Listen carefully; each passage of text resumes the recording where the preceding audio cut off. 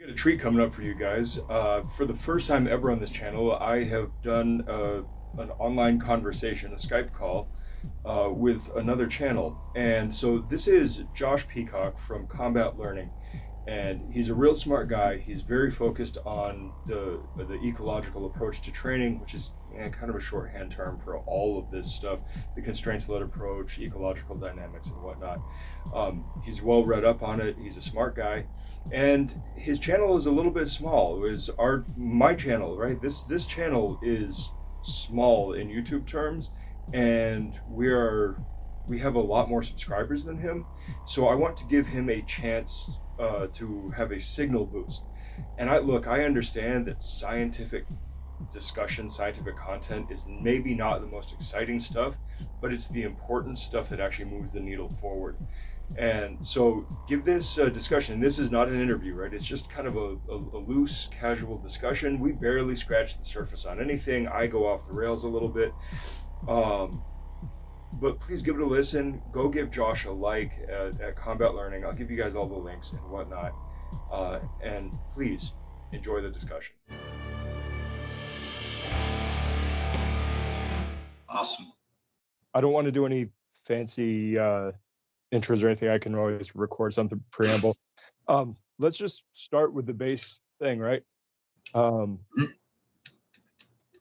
are you and what do you do? Yeah, me. Well, I do a lot of things, but what I'm known for is motor learning and combat sports. My name is Josh Peacock. I'm the host of the Combat Learning podcast, which is dedicated to helping combat sports coaches and martial arts instructors understand how to improve their training through ecological dynamics and the constraints-led approach. Awesome. So how did you even stumble upon the ecological thing? Like, do you just get journals or? No, so I didn't start with, well, I did do, I think one of my earliest memories of is this, I just came across this term motor learning when I was, I began studying pedagogy and teaching and learning theory for school. And I came across motor learning, and I was a Taekwondo instructor at the time. So I was like, well, that is interesting. I didn't know there was a separate area of studying for movement learning, acquiring movement skills. So that I casually searched for some articles and stuff. I found a couple of academic articles I didn't understand very well. But the more I searched for stuff, the more I found I really love podcasts. So thankfully, Rob Gray was one of the most popular podcasts at the time. He'd been around already for a little while. And I found his podcast and Stu Armstrong's podcast. I don't remember whose I found first, but it might have been Stu Armstrong. But and they talk a lot about ecological dynamics, constraints-led approach, especially more so Dr. Gray. And so I started reading more stuff around there. There wasn't a lot in terms of online, so I bought a couple of books. This is before Rob Gray's wonderful introduction that he wrote, How We Learn to Move. So there was the Dynamics of Skill Acquisition, which is not easy to read. I read a motor learning textbook from Coker, which is actually very good, and I highly recommend it. It summarizes several different approaches, so it's good to know the landscape, I think. So I think Coker was the first one, and then after that, I bought Dynamics of Skill Acquisition, and I think, what was the next book? I don't think I bought some other books that were sort of adjacent, like the talent code and stuff.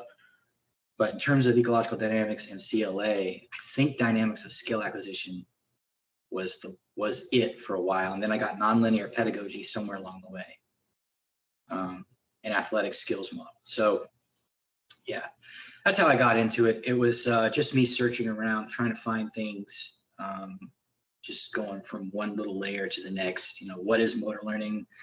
What's out there for motor learning? Oh, CLA, this is very different. Ecological dynamics, I don't understand this at all. What is this? And then just going deeper and deeper and deeper. And I did kind of pull back a little bit later on and sort of look at, okay, what's going on with information processing? What's going on with schema theory, which is one like the most current version of that, I think, right now. To kind of just weigh back and forth, like, okay, what do I actually believe? Do I take this account? Do I take that account? Is it possible to mix them together? I came to the conclusion it wasn't really, although there are principles that work between them. Yeah, so that's basically how I got into it. It's just a long, layered process. It sounds perfectly academic. I like that. Sorry, I'm a nerd. Yeah, like my background is actually exercise science, but Awesome. I did not finish my degree. I walked away to work, but I've continued to study. It's like I'm 42 now. So I've got. If I had finished my degree back in 2004, I would have had to relearn everything anyway, because all of that research has been updated in the last 10 to 15 years. So, I'm honestly, because I never want to be a researcher, so it's better that I didn't do that anyway. Right. So, what is that sound? I've got something outside my window. I was like, I hope you can't hear it. So I stumbled upon some of the eco stuff just because YouTube fed it to me, right? So I'm fairly new to looking at this stuff. I'm also not I'm not a joiner, so I don't immediately just adopt things. I kind of like to do my due diligence and dig into stuff. So I've looked at some of your stuff. I've looked at some of the different podcasty things with Greg Souders, of course. Everybody watches him. And then yeah, Rob Gray I found pretty quick. And cool thing is, like, I'm 5 miles from ASU, so hopefully one day I'll get to actually like go to his office and meet him or something. But yeah, man, it's a whole different thing. Like, on the one side, right, I've been teaching martial arts forever. I've been kind of moving in a direction similar to that for a long time. As I'm sure you've heard from other traditional stylists, look, I'm mixed background. I've done MMA, I've done traditional. I went back to traditional from MMA, and I do a hybrid MMA traditional thing now. And Okay. One of the things that just about everybody in the traditional world notices is that there's kind of no connection between static drilling and sparring. Like, you will see people do like the most beautiful one steps or pad work or bag work or any of the things that are roughly static, and then you do sparring of whatever ilk that you're doing, and it is the shittiest kickboxing you've ever seen. And there was a disconnect, right? And that's something I noticed long before I ever stumbled across the eco stuff. And I started playing around with more in the similar vein to the constraint stuff, like finding ways to do, I guess you could call them kind of small-sided games, trying to take smaller slices of the whole thing and get people to try to draw out the skills, and that seemed to work significantly better, right? So I've kind of been organically on this process myself.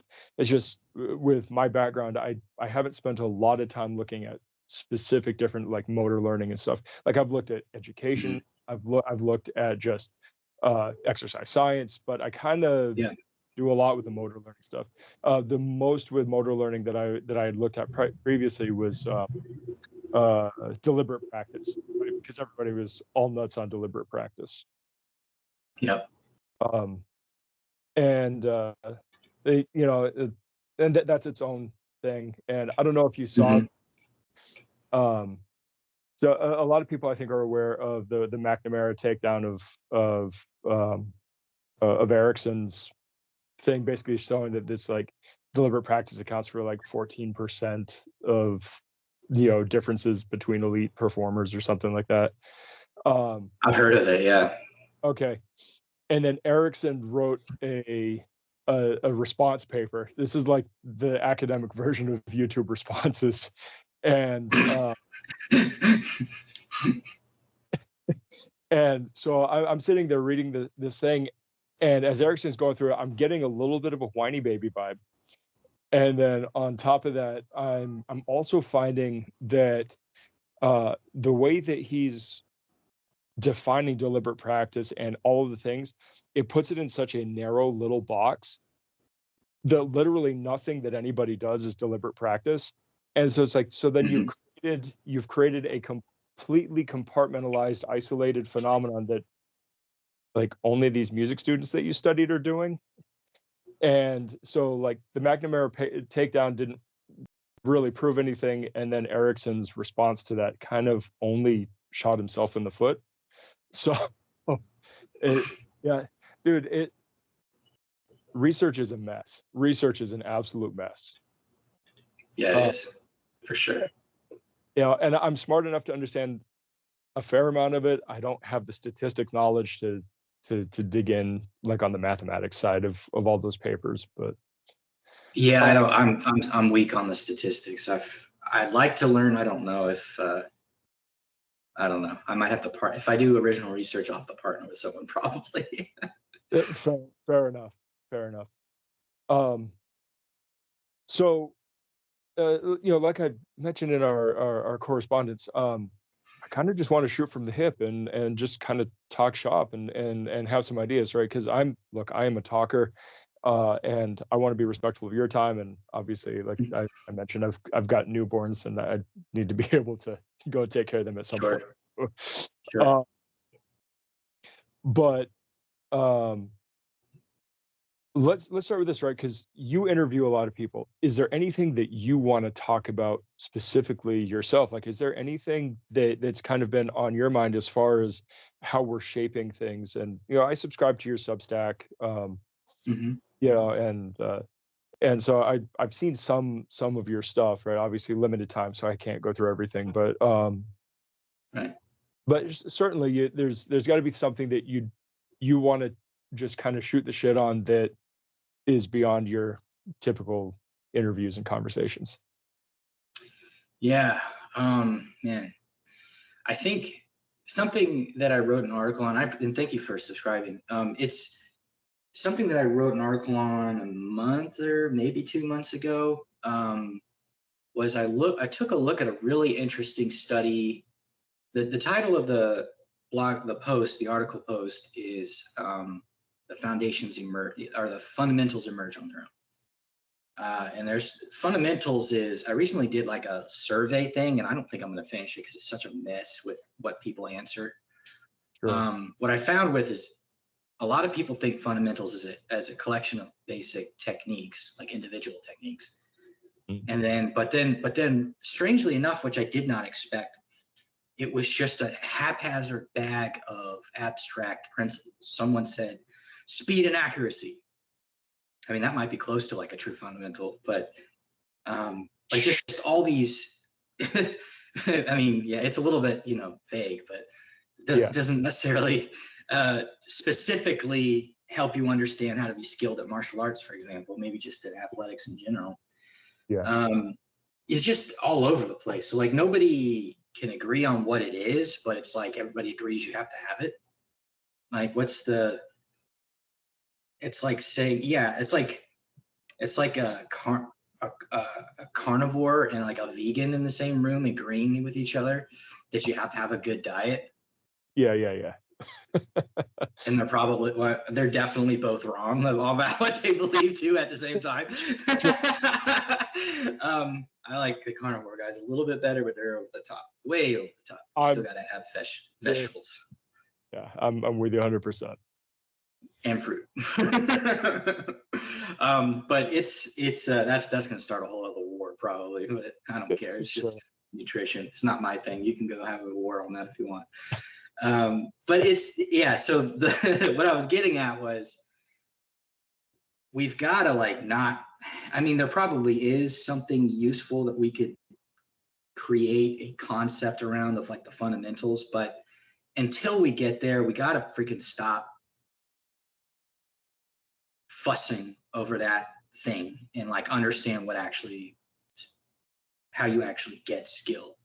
And so the really interesting thing about this study I looked at, I think the guy's name is Duker, or I think that's his name, is that they did a constraints-led approach group, which they term nonlinear pedagogy. It's sort of a brother or sister thing, and they share all the same concepts for the most part. And then they did like a traditional prescription-based cones and all that stuff for soccer players. And instead of coming up with a new ecologically valid, and I'm sure you understand already that, I mean, I know you understand already that ecological validity is not something eco people came up with, right? That's like a science, it's just like a common science term. Yeah. Some people in martial arts think that we made that up so that we can discount what other people do. That's not the case. It's literally a way of saying, was it in the real like game condition, or was it in the real like condition instead of laboratory conditions?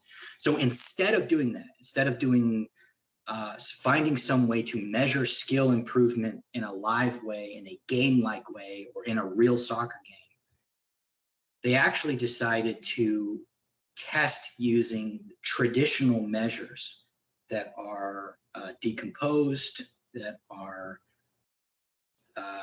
they're unalive. You don't have like an unscripted, uncooperative opponent.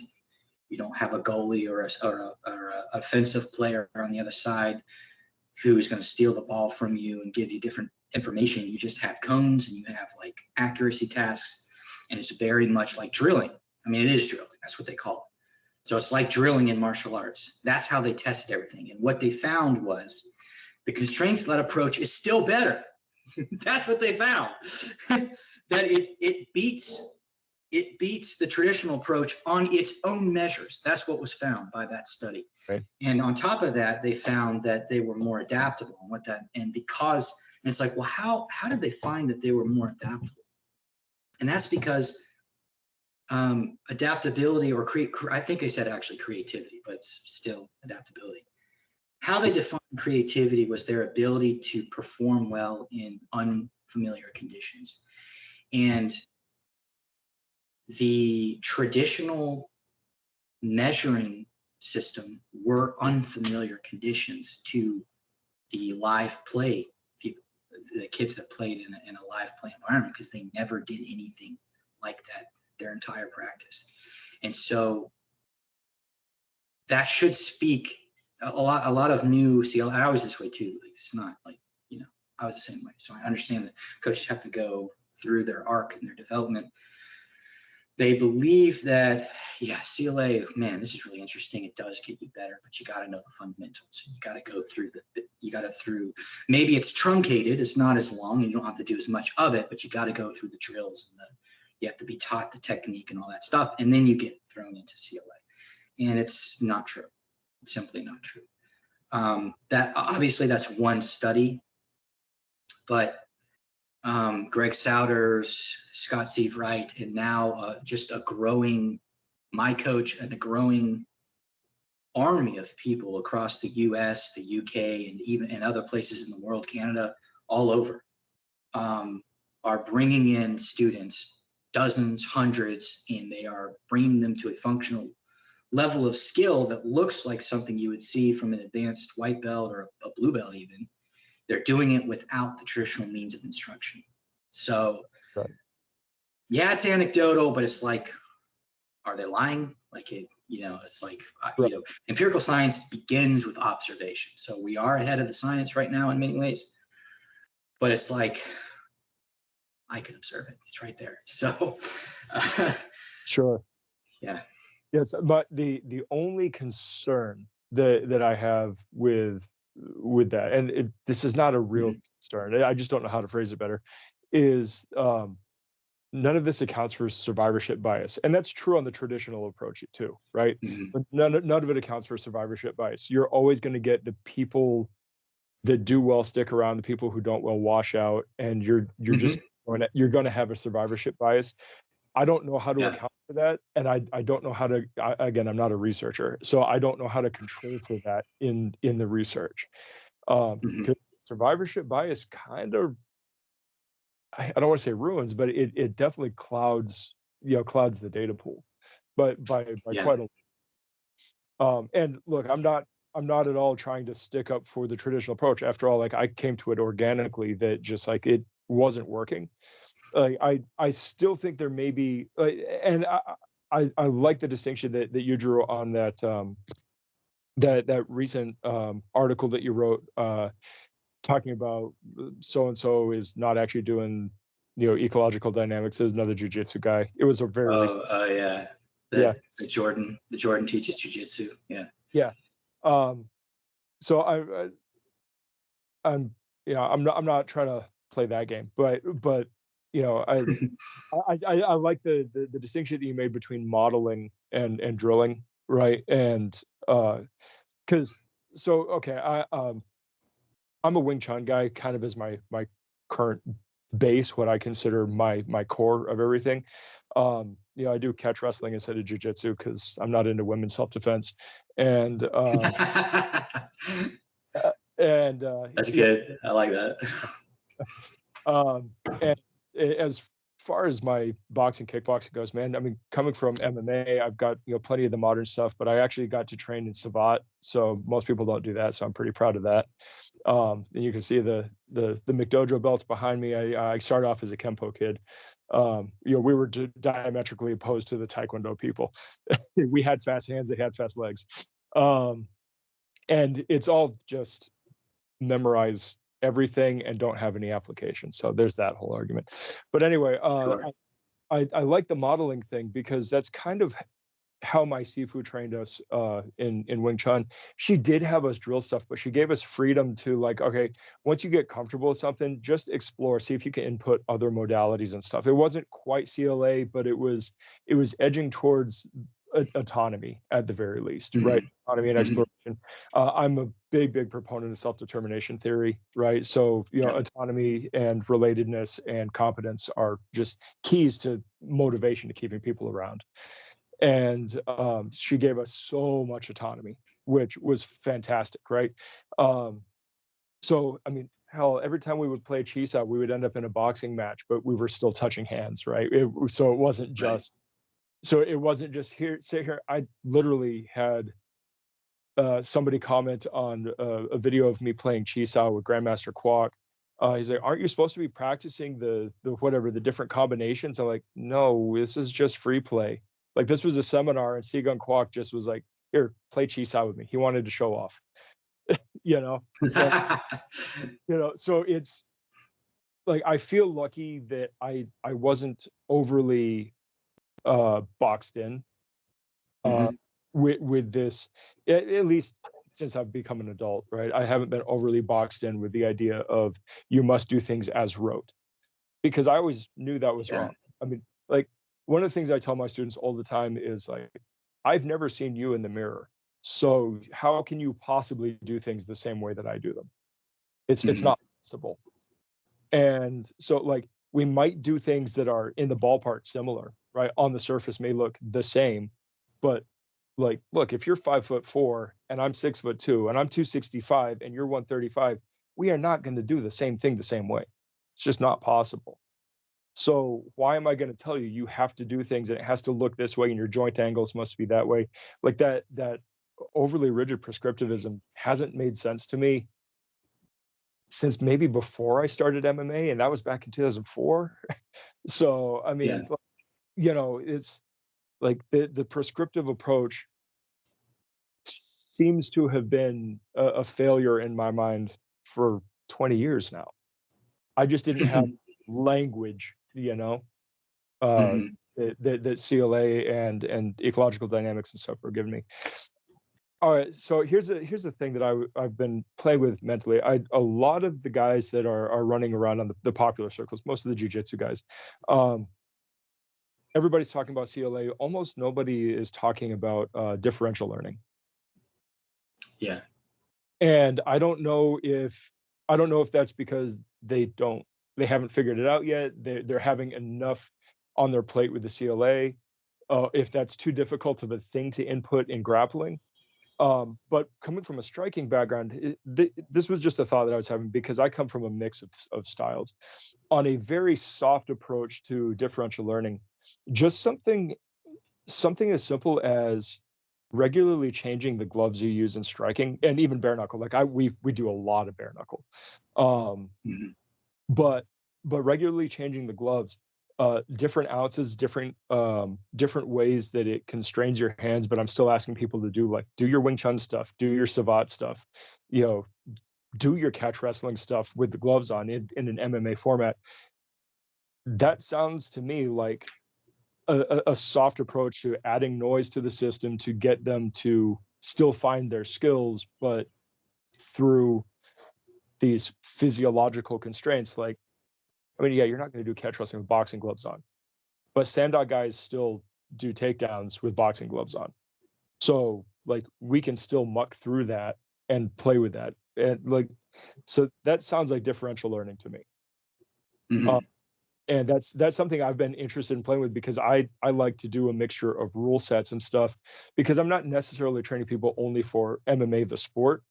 I just call what I do Wing Chun MMA because it's the easiest way to just describe what I'm doing, right? It's a Wing Mhm. Chun base with an overall mixed martial arts idea.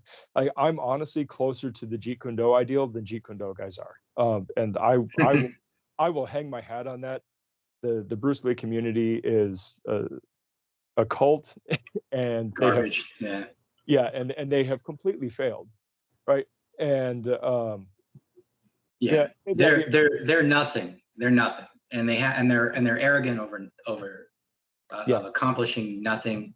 The best thing that Jeet Kune Do ever did was produce people like Paul Vunak, who introduced Muay Thai, and people like Dan Eric, Inosanto, who yeah, introduced jiu-jitsu and other yeah, great martial arts into the American consciousness. They helped promote that. yeah. It's Yeah, all I mean, there's nothing wrong with Lee's thinking, I think, in terms of authentic self-expression and stuff, but the Jeet Kune Do people, as they are now, are they're just they are traditional people. They're as bad as the traditionalists, but they Mhm. think they're not traditionalists. Right, right. And it's aggravating because when you look at like Bruce's writings and stuff, they don't really necessarily follow what he was trying to get at. I remember an interview with Brandon Lee on, I think it was on a special edition of The Crow or something like that. And he's like, yeah, I tell people I do Jeet Kune Do, but what I do is I follow the philosophical basis of training in martial arts that my father taught me. But that's a mouthful, so I just say I do Jeet Kune Do. You know, um, Right. look, like my catch wrestling lineage, like half of it is coming through Eric Paulson, and he trained with all the Japanese Shudo guys, right? Who trained under Carl Gotch and Billy Robinson. And the other half Mhm. is directly under Billy Robinson. But like even my catch wrestling kind of comes through that Inosanto JKD, side of things. My Savat comes from Professor Salem Asli, who was a Dan Inosanto student. I'm not a JKD guy, but god damn it, I have like JKD, DNA in Mhm. and Yeah. I've legitimately had one JKD guy said my gym is the only place that has allowed him to train the way he thinks he should. And I think that's saying something, right? Because everybody else is stand in your stance, do 17,000 repetitions of this one move, and by the time you get to the 17,000th one, you will be a master of this move. It's like I don't think that works that way. I will say this, and I know this is not eco-friendly, but like look, if you want to take a minute and a half to practice 4 or 5 times a dry run just to get kind of an idea of how you're supposed to move your body, fine. Set your North Star, but you know what? The North Star doesn't tell you actually how to get anywhere. It's just a navigation tool. You still have to set sail and do the work, Mhm. And so, like, look, have a dry run. I like the model and go, but if they want a dry run, let them have a dry run. I don't care. It's a minute and a half, and and then they can move on. But yeah, man, it's like, I don't want to just sit here and pick on Jeet Kune Do the whole time, and we can pick on anything. Like, look, I can pick on Wing Chun all day. Being an insider Yeah. is one of the big things that we say in Wing Chun is it is a principle-based system, and it's not technique-based. And we actually have like these historical rhyming couplets in Cantonese that talk about like its principles, and there's thousands, tens of thousands of variations, and it can express however it wants, and it doesn't have to be pretty. And you walk into any Wing Chun school, and it's like, hold your stance this way, do your punch exactly this way, and nobody fucking agrees on what all of those exact things are, but Yeah. but you say you're principle based, and it's just like, if you're going to say you're principle based, well, let's dig into the terminology, right? The techniques, you come from a taekwondo background, right? Mhm. You have like names for blocks and punches and stuff like that. What we do in Wing Chun as well, but all of the naming conventions that we have are speaking to kind of like almost an abstract energetic idea, Yeah. which should immediately tell you that it can be applied across a wide spectrum of things. When we do our form, and I'm fine with forms. I like forms, but if we take forms as a pure abstraction so that you can just muse on it for your knowledge about kind of stuff, that's like your solo practice, right? That's a Mhm. warm up. That's a warm up for class, or a cool down for class. That's fine. Um, but when you look at all those names, like they're named after these abstract concepts. So like we say like sinking hand or spreading hand, things like that. Well, what does that even mean? Well, okay, we have a representative technique in the form, but whatever, right? Because we already know we don't fight like the forms. Our forms have almost no footwork, but we have all the footwork. So why don't our footworks have the form, or why don't our forms have the footwork? Because the forms are just abstractions for us to kind of meditate and muse on and pull ideas out of. So like our forms are not built around the idea of like self-defense combinations. That's just not at all what our forms are like. I mean, Chinese forms are way different than Japanese and Okinawan forms and Korean forms in that the like there's almost no self-defense sequences or anything like that. They're just like the second section of our first form is just like teaching you the general concept of changing direction without going to neutral, right? That could take any shape in the world in a fight, right? That you're certainly not going to stand there in a square stance and just flail your arms around doing jazz fingers. Like that's that's not a thing. Um, anyway, I could go off on this, but it's just like the Wing Chun communities like this, the JKD communities like this, the catch wrestling communities like, Mhm. and Yeah. I get it. I get it with like jujitsu and catch because it's grappling. So there's like these steps and whatnot. And I think the current slate of jujitsu instructors who are adopting CLA are doing a good job of explaining why you don't necessarily need it to be that way. But I understand why it was that way, right? Because people go, oh, I found success, I'm going to teach you what I did. Okay, that's fine, right? That's logical enough. But if we find something that actually inputs the skill better, wouldn't we use that? So, and I know Yeah. it's a Do completely you uphill battle. do you want to circle back to the differential thing real quick? Yeah, Because yeah, please. I think I got you on. I said something about Bruce Lee fanboys, and I think I Yeah, knocked it off the rails. well, that's okay. With the differential learning thing, the reason why you don't see Greg Souders and some of the other big guys doing differential learning, there's two reasons. The first one is that differential learning is not underpinned by ecological dynamics. Okay, I think there's dynamical systems theory behind some of the rationale for differential learning, or perhaps sure, most of it. But the basic premise of differential learning, which is basically total randomness from one trial to the next or one repetition to the next, can be accounted for with increasing levels of variability within CLA. So you don't sure. have to be differential learning, because differential learning is missing principles from CLA that are really important.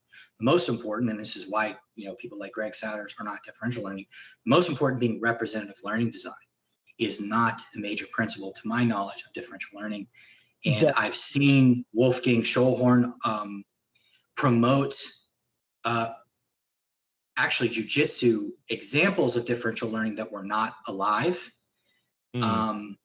So you can do, so what Rob Gray does is he calls it constrained differential learning. And it's differential learning within the framework of representative learning design and repetition without repetition. So I think that looking at what differential learning people do is very useful to you in your practice as a CLA coach, but I encourage people not to think of differential learning as an alternative to CLA because it's missing really important principles of practice. Sure. So you get more bang with your buck with CLA, in my opinion. So that makes sense. When I was digging into some of the differential learning stuff, because I've listened to a good handful of Rob Gray's podcasts, and I did pick up a couple of his books. I haven't gone through them yet. But I was looking at some of the differential learning stuff, and the way that I was understanding it seems like CLA is the better or more robust way to actually get things to emerge. The way I was looking at differential learning seems like it might be able to help with creating more efficiency within the things that are already learned. Perhaps, yeah. Yeah, Perhaps. and it's a hypothesis, right? Like, it's just an idea that I had looking at. I was like, I don't think they're equivalent at all. What I'm getting after more is like look with striking, and I know there's a handful of people that are doing some striking stuff with CLA. It's just not as big of the population. But like with striking, the moves are so simple and just one note already. And so trying to develop efficiency within that is going to be more immediate just because it's a less complex thing. I mean, I think everybody can agree that grappling is orders of magnitude more complex than striking. Striking is very nuanced, but it's not complex. It's entangled. I don't know about less complex. I mean, if we were to just sit there and count the amount of moving parts and how they overlap, I would consider it less complex. But, anyway, that's neither here nor there. It's probably a semantic argument, but perhaps, yeah. But my bigger point is that getting from an emergent phenomenon to making it efficient and reliable is probably going to be a faster process in striking because there are fewer steps in the way of making those things repeat, without repetition. But this whole repetition without repetition thing, my brain goes back to a book that I read 15 years ago called Chaos by James Gleick. And one of the early things he talked about in that was Edward Lorenz he was like, I think, a climatologist or something, discovering through mathematical modeling that the cycles that we see in the weather don't repeat precisely. So what we're seeing is an overall pattern that at kind of like a macro scale looks like it repeats, but at the micro scale, subtle variation, right? And that's what creates the butterfly effect, the strange attractors, the Lorenz attractor. And that's kind of the way that I look at like established techniques, is that if you zoom out, you kind of see the same thing, but if you zoom in, you see all of the little individuals and circumstantial variations. If you zoom out enough, I mean, obviously things repeat in a gross way, just not in a granular way. So like, look, a straight punch is a straight punch, but you go to 15 different gyms, you're going to get 15 different versions of what a straight punch is supposed to be. And then every is going to exhibit that in their own individual way. So, right. Categories on top of categories inside of categories of things that we're referring to when we say, jab. There's there's not infinite ways to do jabs, but there's certainly many ways to do a jab. Yeah. I like to almost think of it like a fractal, how fractals are infinite in a finite space, right? If you zoom in, you get the same pattern over and over and over again. That's kind of the way I like to look at it. It's not an exact analogy, but it's, because for every individual, there's going to be a subtle uniqueness to the way they do a thing, and then from moment to Mhm. moment, right? And again, that's just chaos Mhm. theory. Like no two moments in existence are even possible to be the same, just because of the movement of molecules. Yeah. So, yeah, damn entropy. Yep. Um, so Yeah. like, I've completely forgotten where I was going with any of that. But anyway, oh yeah, We were right. talking about differential learning and why it wasn't, why you don't see people like Greg Souders and Scott talking about it that much. Yeah. And again, just also thinking on the striking side of things, how it might be a Mhm. bit more useful in the pocket for striking, just because you might be able to coax out a little bit more. Things like keep your elbows down to protect your ribs, right? So you can create factors that force them to have to protect their ribs, you know, through some kind of a differential approach, or I mean, maybe even Yeah. through a constraint too. But I like think the differential learning has more to do with the starting conditions of a given like yes, repetition. So if you're to bring this into like a live environment, then it has more to do with the starting conditions of the player. So like something interesting would be starting one of the players kneeling, and the standing player can't attack the kneeling player until he's both feet are up, but he has to find his way to his feet in order to get into play to score, and he needs to score to win. That would be an interesting way to apply differential learning. And there are ways that you could do it that makes it steady throughout the match. You could, tie somebody's hand behind his back for the remainder of the round, or you could take a glove, do two different gloves, like things yeah, that create strangeness and randomness. yeah, It's useful because of from an ecological approach. I don't know how differential learning views this, but from an ecological approach, you're forcing, by perturbing the system, you're forcing players to find specifying information that applies across a broader range of scenarios. And so right, that is associated with better perceptual skill, and perceptual skills is associated with better coordinative skill. So your ability to actually, enact tactics and score and yeah, not be scored upon. So I think that's how it would apply really, really well within CLA. And I definitely would love to play around with that sort of stuff one day. right. Um, So like one of the things that I've done, is I'll get, those continuous loop resistance bands. Uh, mhm. the like what I'll do is I'll basically use those. I'll get them small enough and basically handcuff people so that they're just here, right? And then they have to defend and strike with their hands basically handcuffed, and that it it forces them to do the things that they've learned to do, but in a different way. It destabilizes the existing, their existing solutions to force them to find new solutions. Um, Mhm. Especially because like with what I do, we're so infighting focused. You just can't be wide open when you're infighting, and people still want to fight like they're a big gibbon, flinging shit out of the tree, when they're inside, and it just doesn't work so well, right? So you have to find ways to coax them into buttoning everything up. And if I give them one thing, that's one solution for one moment in time that's never going to happen again. So it's to me, in my mind, it makes more sense to just give them a task focus, and and then so, and again, I think this like handcuffing their hands together for this, that seems like that's in the ballpark of differential learning. And maybe it's somewhere between differential and CLA. I don't know.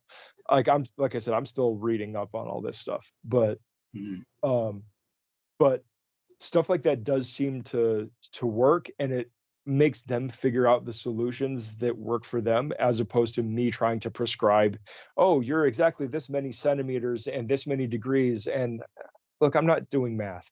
um yeah, it's like Yeah. Sigurd Kwok always says, if you're trying to translate during a fight, you're fighting wrong. And it's the same thing. Like if you're trying to do math during a fight, you're fighting wrong. If you're sitting there and trying to analyze, like fighting is not it's not like a scouting thing, right? We're not sitting there trying to gain information like we're on the hunt, right? We're almost using our peripheral vision that, oh shit, there's a saber-toothed tiger, run, right? It's that kind of stuff. That whole OODA loop thing, right? Observe, orient, decide, act. That happens like that over and over and over again. There's no time for cognitive thought. So you just have to kind of like experience this stuff. So again, I can't just sit there and prescribe stuff because I have no idea who you're going to fight. How can I possibly tell you a solution? Look, years ago, we were doing just like a static drill in a more traditional way. And I had a guy that was just having trouble with it. And I was sitting there looking, I go, oh yeah, you're too short. And like, and then so I helped him fix it. Yeah. And I might do things differently now, but still, it's just like, do you account for people being too short? I literally just had a conversation with a guy 2 weeks ago that said, yeah, we never talk about like limb length discrepancies. We never talk about height discrepancies when we're doing our judo. So don't you think that matters? So either you could take the knowledge about approach and sit there and try to parse it out, or you could just create some tasks, so with constraints, and let them just fucking figure it out. Yeah. Judo people already know that height is a factor, and if you're a really strong short guy, you kind of have an advantage against a not, a spindly tall guy. Provided you're strong enough to have good grips and things, you can just basically you barely have to spring in your legs or lower your hips to throw somebody like that. Yeah. But you have to do, if you're a tall guy, there's a lot. That's a lot of energy to change level like that. Yeah. And you have to. That's more conditioning, and that's a greater skill arc for you to learn to do that, because your body doesn't want to do it. Your body doesn't want to expend any more calories than it has to expend. Yeah, absolutely, man. I don't shoot. I'm 6'2". Everybody I train with, look, I'm in the Southwest. Everybody is like 5 foot nothing. There's no way I'm shooting. I'm just shooting. I'm gonna headlock you, and I could come up with all sorts of the catch wrestling terminology, but look, I'm gonna wrangle your head and arms, and I'm gonna throw you to the ground that way because it's way simpler for me to do. I'm already over your shoulders, so overhooks and headlocks and things like that are gonna work better for me. Why am I gonna go into your territory? That doesn't make any sense. Wrestling. To be a good wrestler, you have to have a good single leg. Well, whatever. There's also Greco-Roman, so why don't you just do that? Exactly. And have a good sprawl. Have a good sprawl in a front headlock. I mean, that's your. Mm-hmm. That should be it, anyways. If you're playing against short guys, because they're all going to try and shoot on you. Yeah, I love it when they go for like a low single or something, because then I can just kneel on their head and then I'm happy. So because in squash the manlets underfoot. Yeah, right. So in catch I am one of them, by the way, so I can joke about that. Yeah, I was disinvited to a jiu-jitsu open mat because I knelt on somebody's face, because kneeling on faces is a thing that we do, but I guess it's not a thing that jiu-jitsu guys do. It is definitely a thing that jiu-jitsu guys do, but probably not from a standing position. They're very fidgety about stand-up. Did you do it from stand-up? I mean, we were kind of in the ground scramble, and I basically did a face lock on him with my knee, and it was so think of going knee on belly but on jaw. Yeah, I've done that to a kid that was really making me upset. So and that's just standard fare in catch wrestling, because we use all sorts of top pressure because it's wrestling, because of course we use top pressure. Mm-hmm. Anyway, I want to be respectful of your time. We're about 50 minutes in almost. So I don't know how much time you got. I don't know how much time I've got. But we can kind of make some last remarks and let you get on with your evening. Sure, man. I got a few minutes left if you want to. So Go over one last topic or something like that. Sure. Sure. Um, let's think of something. What doesn't get talked about enough? And again, I don't know enough because I've literally only been digging into this research for like 2 months now. The 2 months, nothing compared to the years that Souders has been looking at this stuff, right? Yeah. Or 20 something years that Rob Gray has been researching this stuff. Well, so again, maybe for a more striking focus thing or an infighting thing. So I don't know how much hand fighting you guys do in jiu-jitsu. It seems like hand fighting kind of takes a back seat. But because of my Wing Chun background and Chi Sao and everything, we hand fight a lot. Wrestling, because Yeah. stand up and wrestling, there's a lot of hand fighting. Um, what just as a random thing, like what do you think are maybe some decent constraints to find control points on a body for to find a more substantial um you know setup for a takedown or a strike or something, like, just I don't know, just spitball some Yeah. some constraints at me that could be used for like a hand fighting game. hmm So a hand fighting game that would include finding really good control positions. I would, if you want to focus in on something, I would split it between inside and outside control. Outside control being either a Russian tie or finding your way to the back from the outside. And then inside control being obviously a body lock from various positions, including the back, if you want to, like, Yeah, hoist the guy over and shut the guy over in the last second of the game you already won and take back. I mean, that's a good habit to have. So what I would start there, and then you can combine where you can find your any way to finding control either of the back or the inside or something like that. So like for inside control, and this is probably going to get you doing a lot more of pummeling and things like that. mm-hmm. Is just giving you, like, hey, you need to find both arms clasped around the midsection. It can be the waist, it can be high, whatever. You need to clasp both hands, not arms, both hands around the midsection, and the game terminates.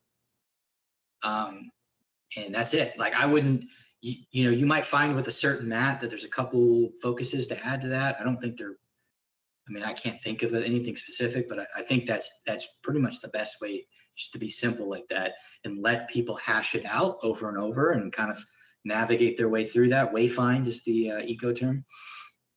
And so that's for finding that inside control around the biggest lever that you can hold on to, which is your midsection.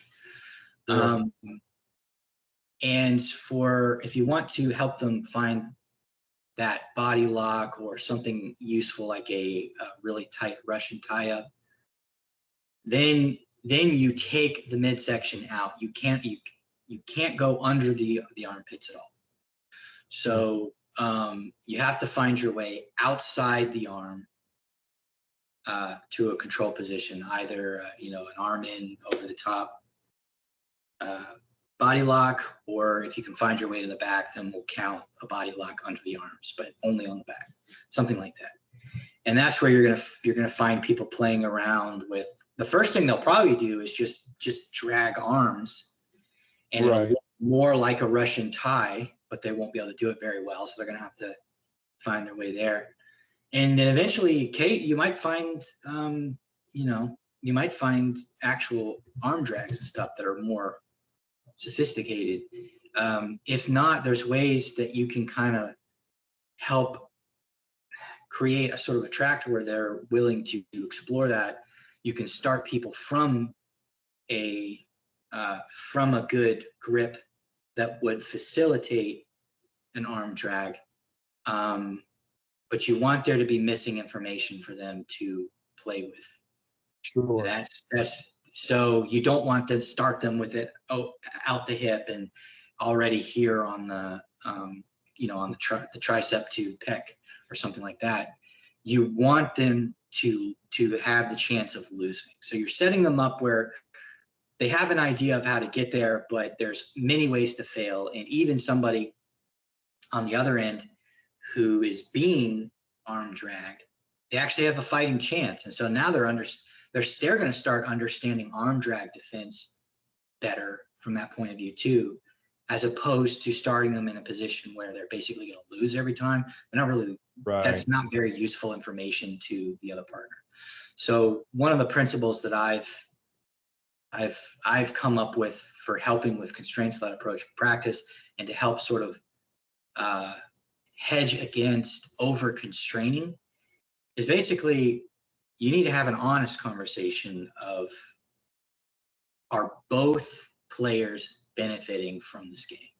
If it's so one-sided that only one player actually benefits, then it's probably over constrained, almost certainly, really. Right. That makes sense. Yeah, I've always disliked any kind of exercises where one side is just a passive feeder that, like, you're literally not training. Like, right. Even if it's live, it happens, right? Yeah. So I mean, at the very least, I want people to have some aspect of their game that they're working on too. So that makes sense. Yeah, I guess we'll let it go there, and and let you get on with your evening and your weekend and all that. All right, man. Thanks for having me. Yeah, pleasure to make your acquaintance. And hopefully there'll be more good content in the future. I'm certainly not starting a podcast. This isn't my kind of thing. I don't think martial arts makes for a good podcast. I really don't. I think martial arts makes for a bad podcast. I think science makes for a good podcast, but martial arts is too tactile. I generally agree, and it's all the same content too. It's the same questions, the same people, and it's just awful. And I don't listen to anything other than Scott's Primal MMA podcast and maybe one other. I've been impressed by Scott. Scott also seems a little bit more even-tempered. Like, look, nothing against Greg. I like Greg, but Scott seems a little more even-tempered, and I like Scott's approach to things a little better. So anyway, I'm not starting any beef because I don't know either of them, and they're both like fine gentlemen. But But anyway, no worries, man. So, yeah. So with that, I guess we'll close out, and maybe at some point talk to you later. Yeah, dude. Talk to you later, man. Take care.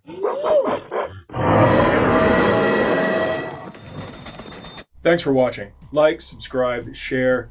Check us out on our other socials, and please head over to blacksunboxing.com to get a little more info, including how to contact us. Furthermore, if you are in the Phoenix area, please feel free to stop in, say hi, join in for a class, whatever. Also, if you ever see us cite sources or just for additional content, please check out our Substack. That is where we put all of the sources we use in our videos and is a major part of this. Plus, it serves as a membership platform for long distance learning and for people who would like to support us but aren't local. We would greatly appreciate it if you signed up. Even just the free membership helps us out a lot. All right, I will see you guys in the next video. Good journey.